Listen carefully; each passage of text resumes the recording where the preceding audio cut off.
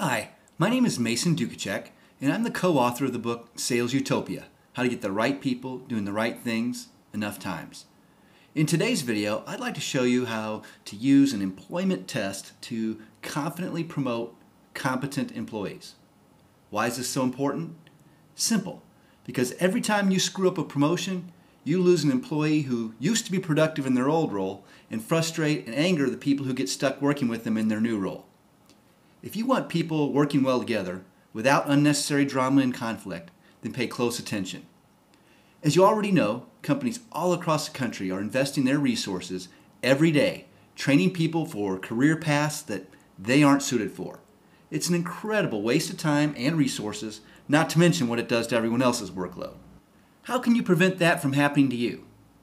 I'll use the results of a psychometric test called the Personality Plus to demonstrate several career path options for Joe Sample.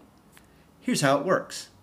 On this particular assessment, there is a summary page where you can evaluate Joe Sample compared to the success patterns for 30 common positions. Additional custom patterns can be created for your company's key roles as well. Notice right here it says National Generic Profiles, and then there's all kinds of different options for you. The success patterns are displayed from left to right: sales, management, office, service, and miscellaneous. Custom success patterns would also appear on this same page. Next to each position title, like in this case retail sales, outside sales, inside sales, etc., is a numerical profile score. The closer the score is to 100, the better the match between Joe Sample and the behavioral requirements of this particular job. Scores of 90 to 100 represent an excellent fit, 80 to 89 is a good fit, 70 to 79 is a fair fit, and so on. Starting from the left column, you can see that Joe got a score of 64 for retail sales. That's not great. However, he's an excellent fit for inside and outside sales positions, where he scored 94 in each of those roles. If you want to evaluate Joe's behavioral propensity for managerial roles, let's look under the next column labeled Management, where we can see that he'd be a good fit for a sales management role where he got an 85, and an excellent fit for an executive management role where he got a 91. Promoting Joe into financial, accounting, or technical management roles could be a disastrous career move, as indicated by his scores in the low 60s and 70s.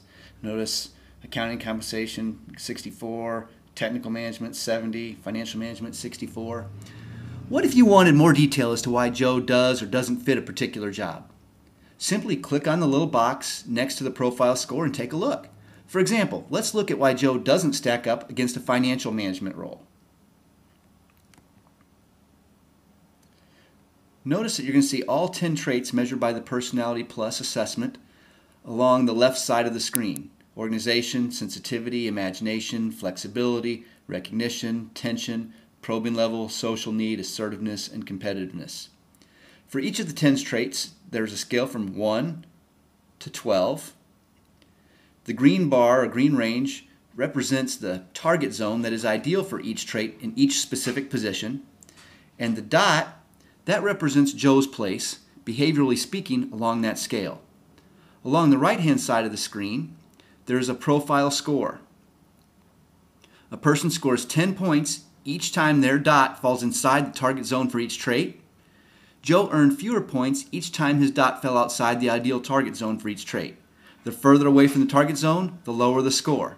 Notice an organization, he was significantly outside of the target zone, so he only got 1 point out of a possible 10. He was just a little bit outside of the target zone on sensitivity, so he got 7 points.